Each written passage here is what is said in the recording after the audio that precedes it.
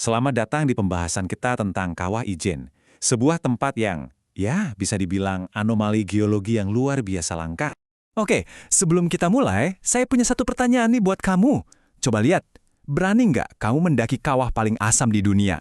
Coba deh simpan dulu jawabannya, nanti kita lihat lagi di akhir ya, apa jawabanmu masih sama. Oke, kita mulai aja langsung ya. Pertama-tama, kita bakal bahas fenomena yang bikin Ijen ini terkenal banget di seluruh dunia, yaitu api birunya. Jadi gini, tempat ini tuh bener-bener anomali geologi. Kenapa? Karena pembakaran gas belerang alami dalam skala sebesar ini di seluruh planet kita loh, cuma tercatat secara resmi ada di 2 tempat aja. Satu di Indonesia, ya di Ijen ini, dan satu lagi di Ethiopia. Langka banget kan? Nah, ini bagian yang menarik, karena kita akan luruskan satu mitos yang paling umum. Banyak banget yang ngira kalau api biru itu ya lava yang warnanya biru.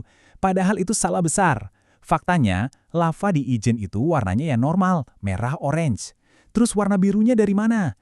Itu murni dari gas belerang yang terbakar saking panasnya suhu di sana. Oke, dari api yang memukau, sekarang kita pindah ke airnya. Kita akan lihat lebih dekat Danau Kawah yang katanya paling asam sedunia. Tepat di tengah kawahnya ada Danau Hijau Toska yang jujur cantik banget. Kelihatannya tenang, indah, tapi jangan sampai tertipu sama penampilannya. Karena di balik keindahan itu, danau ini adalah danau kawah paling asam di seluruh planet bumi. Nah, ini angkanya. Tingkat pH-nya itu di bawah 0,3.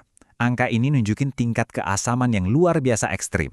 Biar kebayang se-ekstrim apa, coba kita bandingkan. Air murni itu kan pH-nya 7, netral. Asam aki mobil aja yang kita tahu bahaya banget, pH-nya sekitar 1. Nah, Danau Ijen di bawah 0,3. Jauh lebih korosif dari cairan aki mobil sekalipun. Saking berbahayanya, air ini bisa melarutkan logam hampir seketika. Bayangin aja, logam loh bisa larut begitu saja. Ngeri kan? Jadi, intinya belerang di Ijen ini punya 3 wajah yang beda banget. Siang hari, dia jadi gas beracun yang, ya bisa bikin sesak napas. Malamnya, dia berubah jadi api biru yang super indah itu. Dan dalam bentuk padatnya, dia jadi bongkahan kuning yang justru jadi sumber penghidupan buat warga sekitar. Nah, ngomongin soal sumber penghidupan, mari kita lihat sisi manusianya. Siapa orang-orang di balik bongkahan belerang ini? Percaya atau enggak? Aktivitas penambangan belerang tradisional di sini udah dimulai sejak tahun 1968. Dan sampai hari ini, pekerjaan yang luar biasa berbahaya ini masih terus dilakukan. Seringkali hanya dengan tangan dan alat seadanya. Dan bukan sebarang kerjaan. Coba bayangin deh, sekali angkut, mereka itu memikul beban belerang seberat 60-100 kg, sambil naik turun tebing kawah yang curamnya bukan main. Risikonya luar biasa besar. Mereka seringkali bekerja tanpa alat pelindung yang layak. Setiap hari, mereka menghirup uap asam yang pelan-pelan merusak gigi dan paru-paru mereka.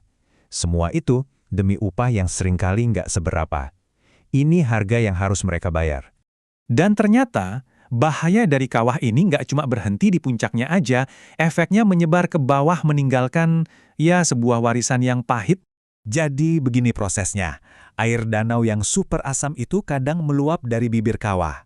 Terus airnya mengalir ke sungai yang namanya pas banget, Sungai Banyu Pait.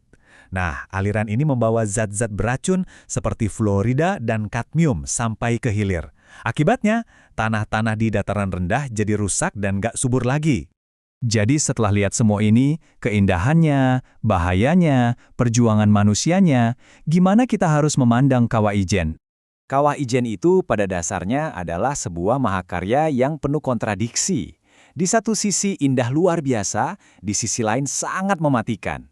Ini seolah ngingetin kita, kalau terkadang keindahan yang paling menawan itu justru lahir dari kondisi yang paling ekstrim dan berbahaya. Jadi untuk benar-benar mengapresiasi Ijen, kita nggak bisa cuma lihat api birunya aja. Kita juga harus menghormati kekuatan geologinya yang dahsyat dan yang terpenting, pengorbanan manusia yang hidup dan bekerja di dalamnya. Nah, sekarang kita balik lagi ke pertanyaan di awal tadi. Setelah tahu semua ini, gimana? Apa kamu masih siap dan berani untuk mendaki? Kalau kamu tertarik melihat langsung keajaiban ini, yang pasti persiapannya harus matang ya, baik fisik maupun mental. Coba deh, tulis di kolom komentar kalau kamu berani. Dan jangan lupa, ikuti terus untuk cerita-cerita menarik lainnya.